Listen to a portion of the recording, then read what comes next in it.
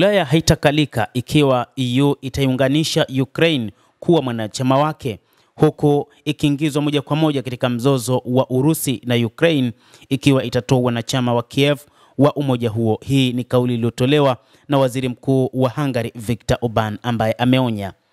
Vladimir Zelensky wa Ukraine amedai katika mahojiano na mkutano wa upanuzi wa Euronews mnamo Jumanne kwamba Orban lazima atoe kitu kwa Ukraine ambayo inalinda Ulaya nzima kutoka kwa Urusi, na hata sasa wakati wa vita hivi hakupata msaada wowote kutoka kwake. Rais wa Ukraine amekuwa kilalama kutokana na kwamba Viktor Orban, ambaye nchi yake ni mwanachama wa Umoja wa Ulaya, hakutoa msaada wowote kwa ajili ya Ukraine katika vita vinavyoendelea, ambapo kiongozi huyo wa Ukraine amedai kuwa Hungary inatoa msaada maalum tu kwa Urusi kwa kuzuia uwezekano wa Kiev kuingia katika umoja huo. Orban alijibu kwa chapisho la ukurasa wake wa X saa kadhaa baadaye, akisisitiza kwamba Hungary haitaunga mkono wanachama wa Ukraine katika Umoja wa Ulaya kwa sababu italeta vita Ulaya na kuchukua pesa za Wahungary kwenda Ukraine.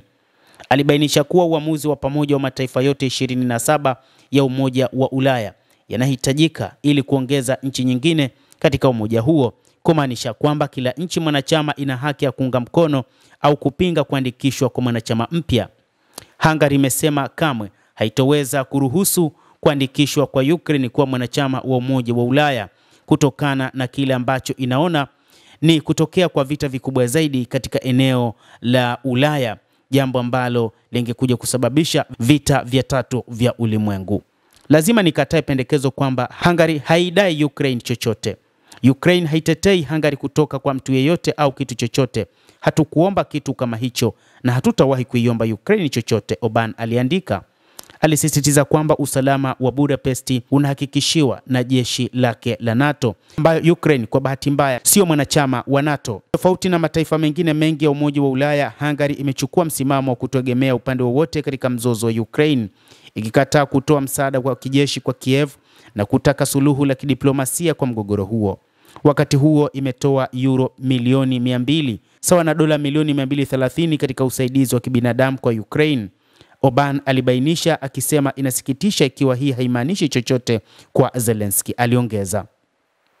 Kiev ilipewa hadhi ya kuwa mgombea wa Umoja wa Ulaya miezi michache baada ya kuongezeka kwa mzozo wa Ukraine mwaka 2022.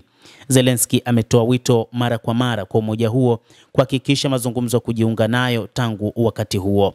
Budapest ilisema msimu uliopita wa kiangazi kwamba ingepinga ombi la Ukraine la kuingia EU.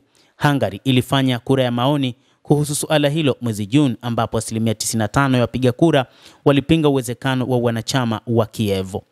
Hata hivyo, rais wa Ukraine Volodymyr Zelensky aliona kuwa mwanachama ama wa EU au wa NATO kutaweza kusaidia kushinda vita vyake dhidi ya Urusi, ambapo